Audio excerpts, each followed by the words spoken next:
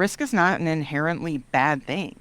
Risk just has to be mitigated, and it has to be prepared for, and you really have to pay attention to what you're doing.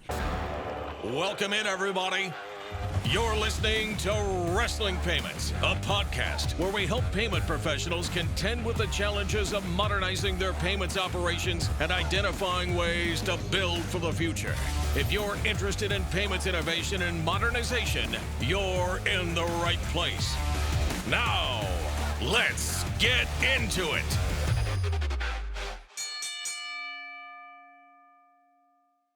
Welcome back, everybody, to this special edition series of Meech's Wrestling Payments podcast, FinTech Shark Week, hosted by me, Elyssa Morgan.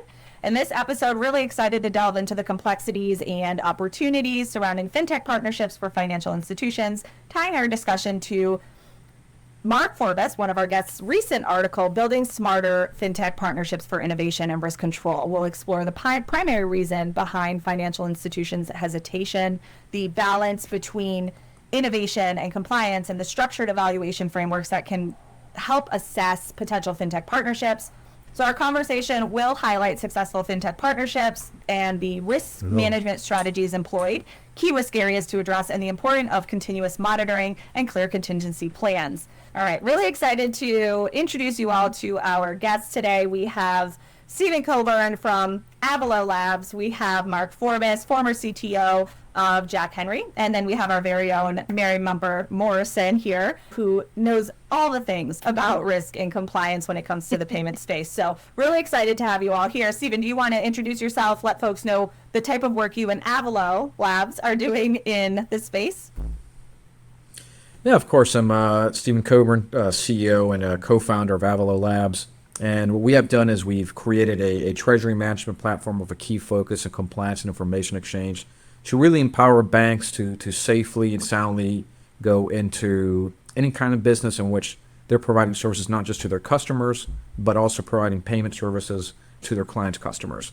So that being, FinTech banking, banking as a service, correspondent banking, money transmission banking, you name it. If it's considered a higher risk business, then our platform enables you, your compliance team, and your operations team to all be on one platform, communicating with each other and exchange that information quickly and efficiently.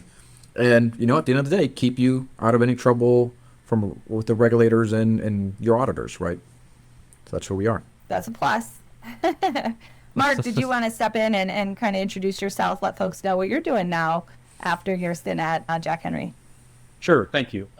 32 years at Jack Henry, left after, retired in 2019 as CTO, and since then joined Stephen on the board of Avalo, helping them, and then also sit on a couple of bank boards, Incredible Bank in Wausau, Wisconsin, Citizens Bank in Batesville, Arkansas, sit on the board of Teslar. Some people may know them as loan exception tracking and portfolio management software system, known those folks for a long time. Also sit on the board of Digital Check Corp. Everybody knows them from the check scanning area, but also now some of their cash and cash management tools. Was on the board of Allied Payments until we recently just sold to Autobooks last week. And also am an executive partner with THL, helping with financial services due diligence, and do a few other things with Graph.io and Gorilla Logic nowadays. So just staying busy in the FinTech space. Enjoying it.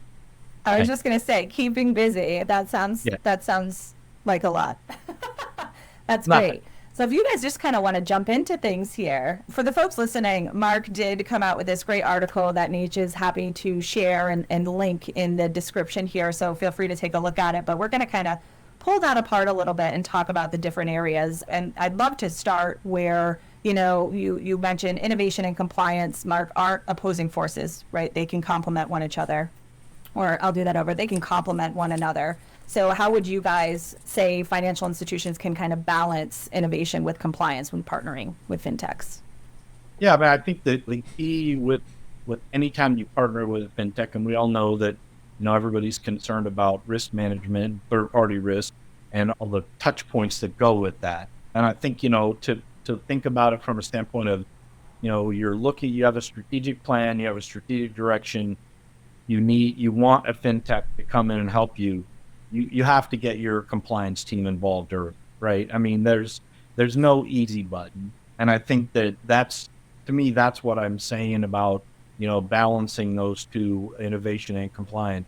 We know that we probably can't solve all the problems with our current offerings, and we want what the fintechs can do for us, right? They're more nimble, they're moving faster, they're digitally based, they're born in the cloud, all those things that we know our customers and our members are asking for. So how do we offer those type of solutions, but knowing that they may not be as fully understanding all the risks that go into running a bank or a credit union and dealing with those issues. So I think that's where I see the banks and credit unions that have been successful in this area. They really embrace their compliance team, and I think that's the way that I think you can balance those two. Stephen, I don't know if you have any comments on that. No. I think that you've hit the nail on the head. Right? I mean, in the past, we've talked about partnering up with entities and companies or fintechs, right, that have compliance at the core and have that proper mindset. I personally believe that you need to have a good understanding of the fintech's culture and see if that fits the own culture of your own institution and your own values, right? And having a good understanding as to what they're trying to achieve, how they're going to achieve it, and from a compliance standpoint, what kind of culture do they have, and is it something that they truly live by? That will safeguard your own institution, and we want to make sure that those things match.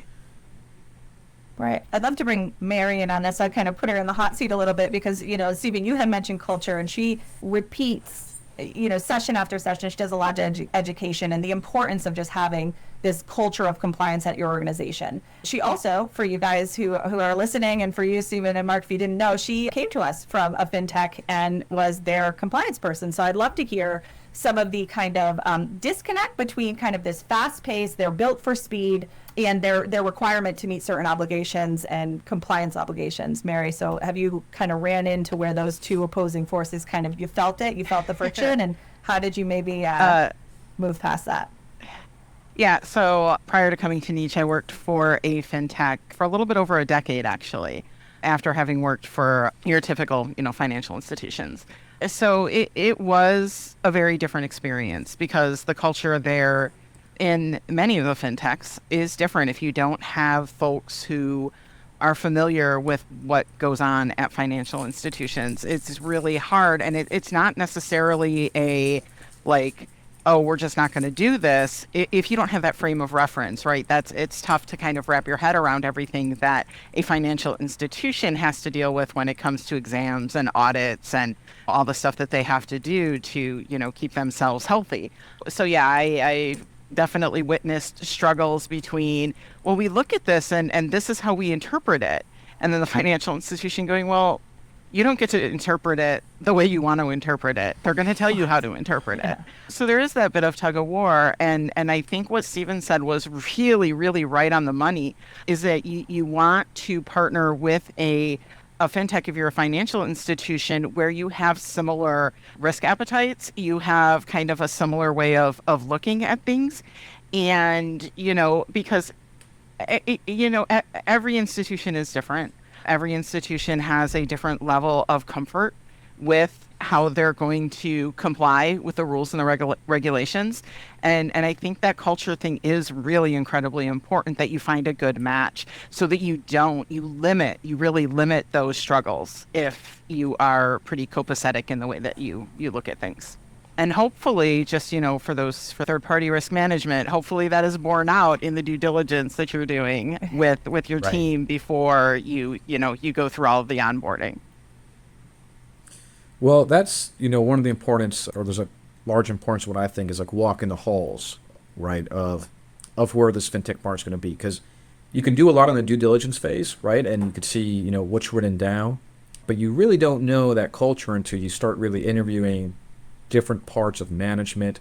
And don't just focus on management, right? You got to go and talk to people down the chain to see, well, are they actually practicing what these guys on top are selling? But once again, right, I mean, you got to find that proper alignment, especially when it comes to risk and risk acceptance, and, what that growth strategy is going to be. Over at Avalo, we think that, banks that know how to partner up with FinTechs that have compliance at the get-go and as part of their core, I guess not just features, right, but that they're solving for some of these compliance challenges will allow them to be successful in their own growth and subsequently allow you as a financial institution hosting them and sponsoring these FinTechs to be successful as well long term. And that's sometimes part of the problem of, some FinTechs want to go out and grow as fast as possible, but you can't do that by cutting corners around compliance. And at the end of the day, it just becomes a very short mindset if you do, right? You could maybe grow for a year, 2 years, but you're going to lose your bank sponsor, or your bank sponsor itself might have to close down this whole line of business because of it. And we've seen many banks that over the past 4 or 5 years have gotten into providing services to FinTechs and have started getting out, right, because of consent orders or cease and desist or you name it. So it sounds a lot like finding the right partner that matches your risk appetite tolerance for that business line. You've pulled in all of the stakeholders from top to bottom and across the organization. And now, as far as risk management framework, having this intentional focus on this relationship and a structured evaluation framework. So Mark advocates for this in his article, a structured evaluation framework, continuous monitoring, clear contingency plan. Mark, what structured evaluation frameworks should a financial institution use to assess these potential FinTech partners? Yeah, and I think you hit on a lot of the topics, right? I mean, it does start with that due diligence, right? And there's a lot of, I think everybody has their own due diligence approach, and obviously we've got regulations that speculate how we should approach third-party risk management, which obviously needs to be as a part of that due diligence. It also starts, maybe even a little before that, and I think we're going to talk about it a little bit later too, is, why are you partnering with them? It has to align with your strategic goals first, right? So that's the first step of the framework, is not just because it's some shiny object and because it's cool or because you like it, but there is a lot of that out there. But it does need to align with your strategic objectives. Are we growing deposits? Are we looking for niche lending solutions? Are we trying to get into a new deposit growth area? Or are we going, into something much broader? Those all have their own separate sets of risk and risk appetite component. The risk assessment process, has to be a part of it. And I think I kind of outlined in the article, creating a scorecard. I'm big about scorecards, and obviously everybody that, that manages, and has KPIs or OKRs or whatever you want to call them from a strategic or project perspective, we should approach the same thing with risk.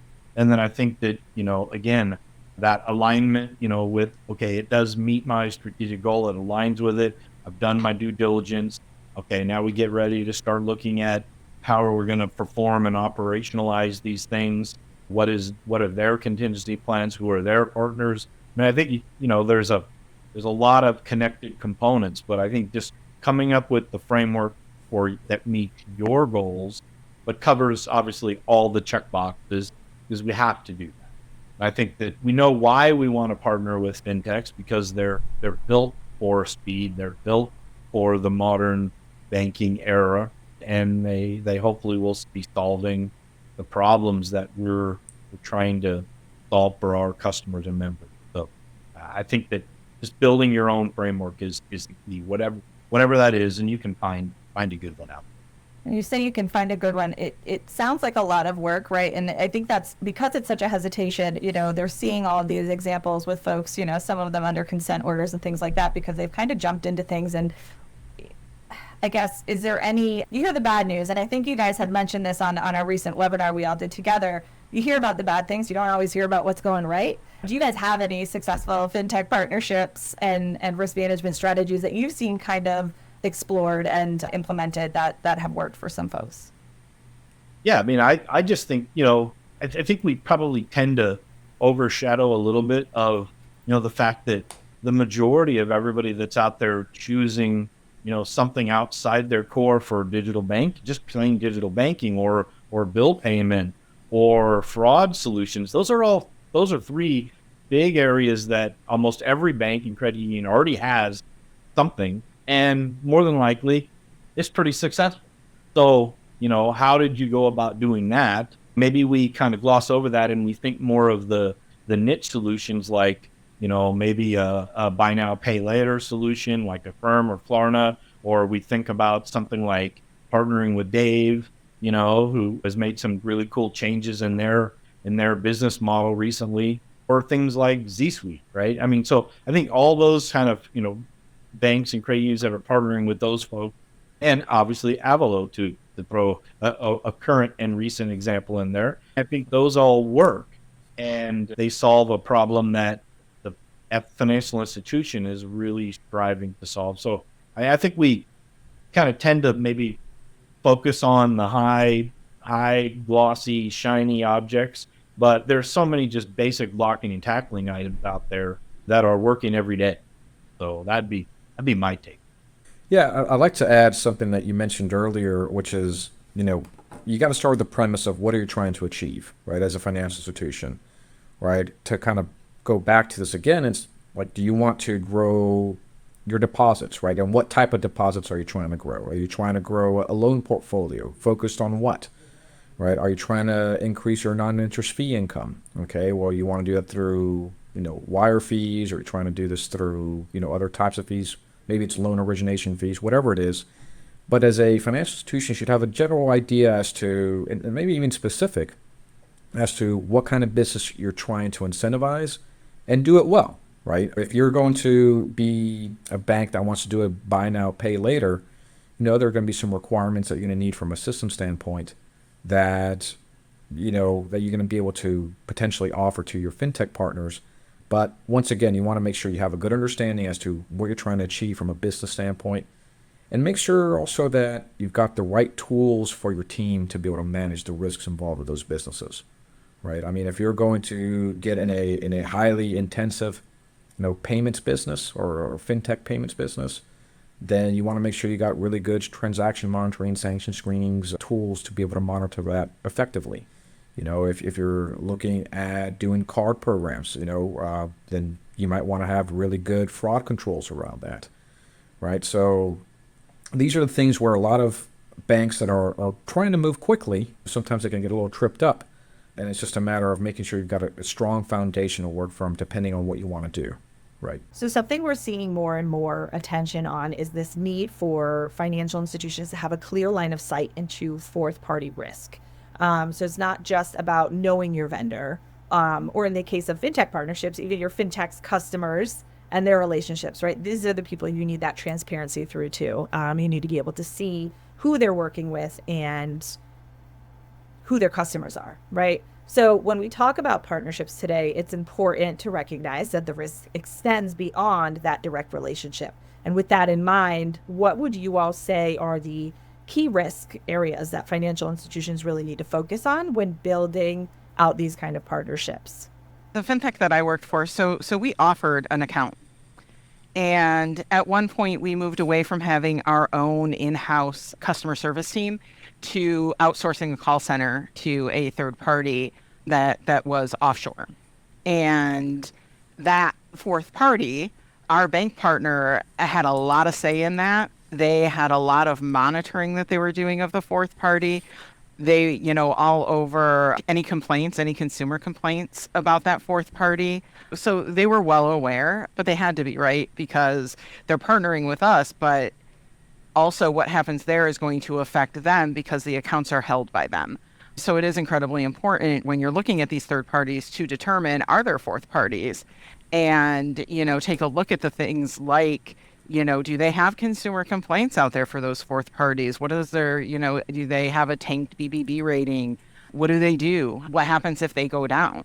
Is that going to directly affect us? Because it very well may. So that I think is all part of that third party due diligence initially, but also that continuing due diligence to find out, hey, have you added any? Is this still correct? Okay, so we still have that third party. Are they still insured, or are they keeping up? Have they done BCP testing so that if something goes wrong, can we be assured that business will continue and that we're not going to see a negative impact from it? Yeah, and I think those are my thoughts.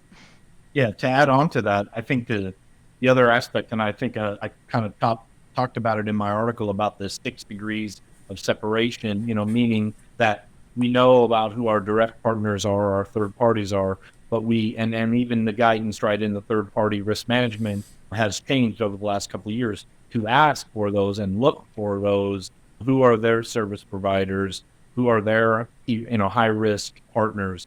And now we're as a financial institution being asked to make sure we understand those risks, whether it's just the fact that they're using maybe they're not in a public cloud, maybe they're on a hosted environment somewhere that we weren't aware of, or they use something like a fraud tool that we weren't aware of, right? Those are all the areas. So I think it does come back to what Mary said earlier about continuously monitoring.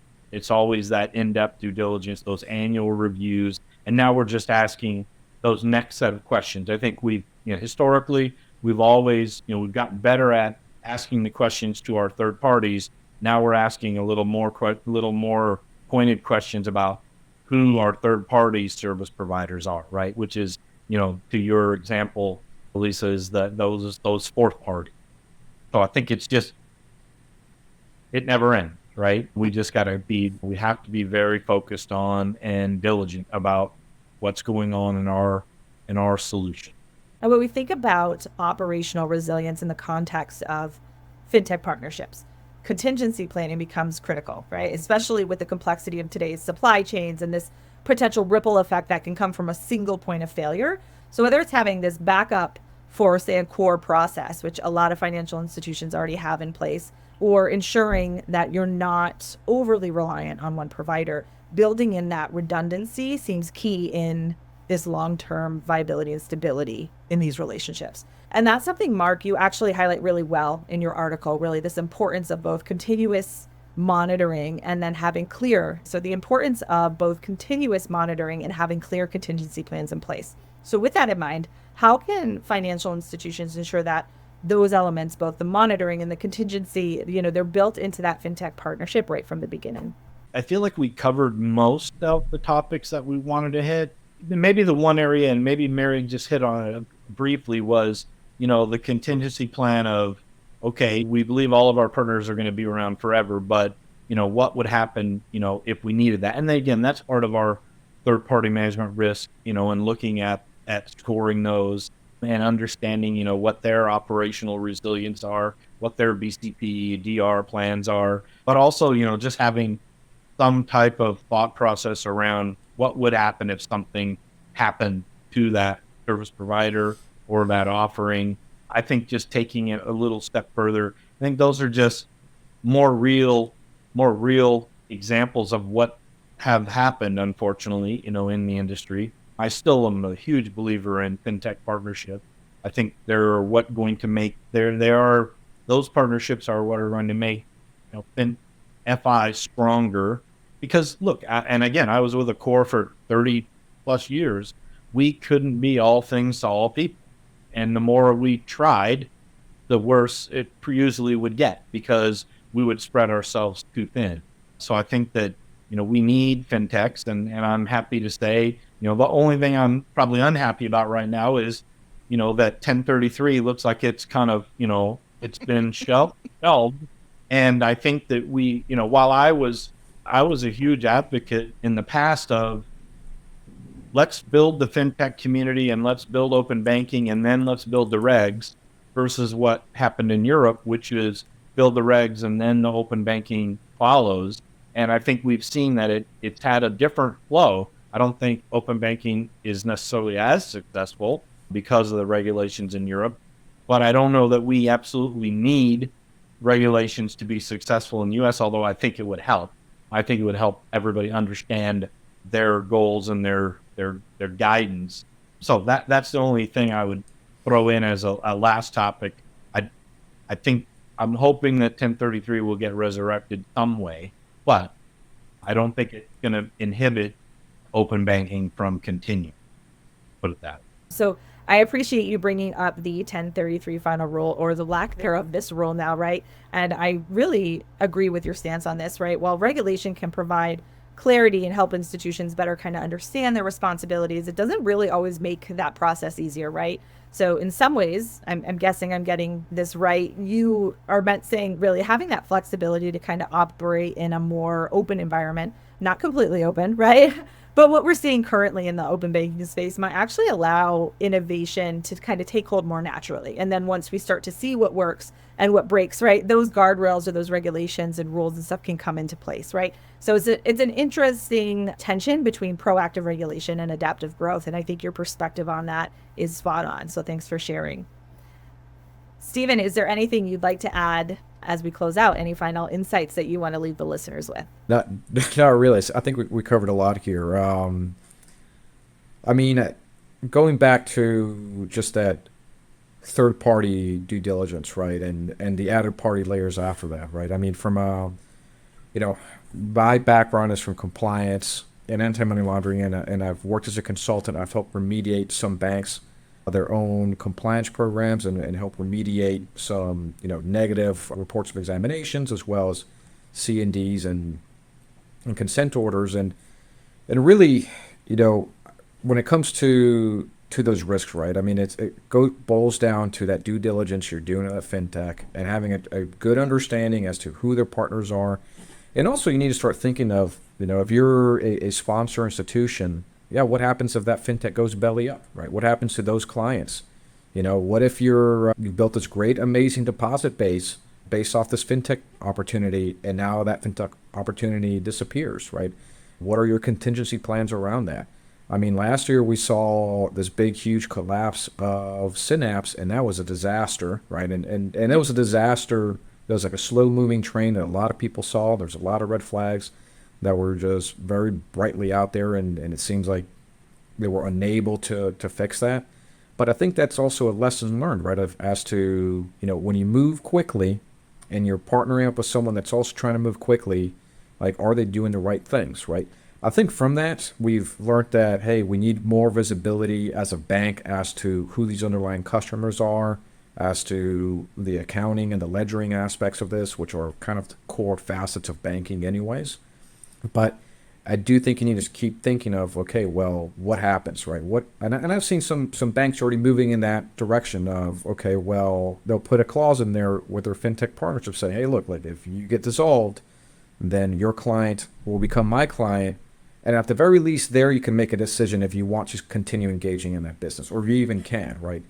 But you at least want to have that option. But once again, I mean, you need to view fintechs as a partner and help support them where you can.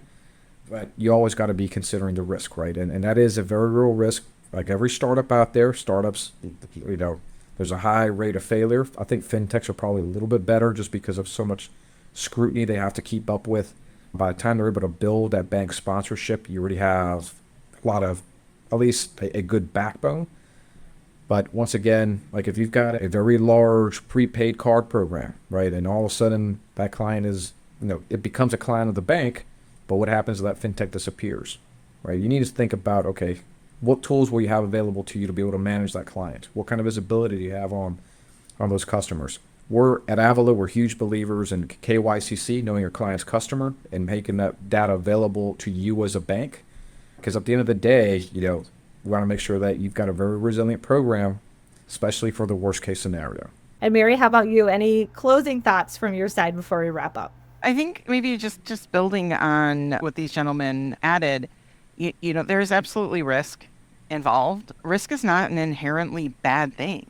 Risk just has to be mitigated, and it has to be prepared for, and you really have to pay attention to what you're doing. So really, it's being thoughtful about what you're getting into and understanding what you're getting into, and then, doing the things that you need to do to understand the business that you're partnering with, to understand what they're doing, understand what their controls are, and just being proactive in implementing the controls that you need to implement.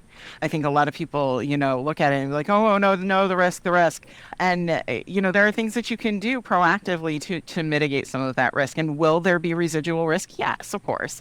But you, in partnership with the fintech that you are doing business with, should be able to collaborate and deal with that in a way that is mutually acceptable. Yeah, I'd like to add to what Mary's saying here, right, is that, as banks, I mean, that's the business we're in, right? Or I say we. I'm a former banker, right? So I'm always kind of got that mindset. But, we're in risk management business, right? And it used to always be credit risk, right? But, over the last quarter century, we've seen operational risk management, right, has become a big thing at multiple banks. And so you've got this framework already within your institutions. It's just about applying this to a customer of yours, right? And with FinTechs, operational risk management is a huge thing. You want to make sure you understand that risk that they present to you, and then depending on what kind of program they're going to be doing, there might be some AML risk management you have to do. There might be some credit risk management as well, whatever it is. But these are frameworks that as an institution you probably already have or have already gone through. You probably have some expertise within your own institution. It's just a matter of just applying those concepts to your clients as well. Your FinTech clients, that is. Great point. There's risk everywhere. So what a great conversation. Big thanks to Stephen, Mark, Mary for sharing your insights with us today. Today's discussion really highlighted that compliance and innovation don't always have to be at odds, right? With the right strategy and partnerships, financial institutions can really manage the risk and still push forward. It's not mutually exclusive, right? So we hope you'll join us for the next episode of our special FinTech Shark Week series, where we'll be busting some of the biggest myths around FinTech readiness and what it actually takes for financial institutions to engage in successful partnerships with emerging tech providers. So we'll see you next time. Take care, everybody. On behalf of Niche, your trusted resource in payments, and our guests, I'd like to thank everyone for tuning into the podcast. If you've enjoyed this episode and want to hear more about payments innovation and modernization, you can find the Wrestling Payments Podcast on the podcast page of niche.org or wherever you subscribe to podcasts. Just search for Wrestling Payments in your podcast app. Thanks for listening.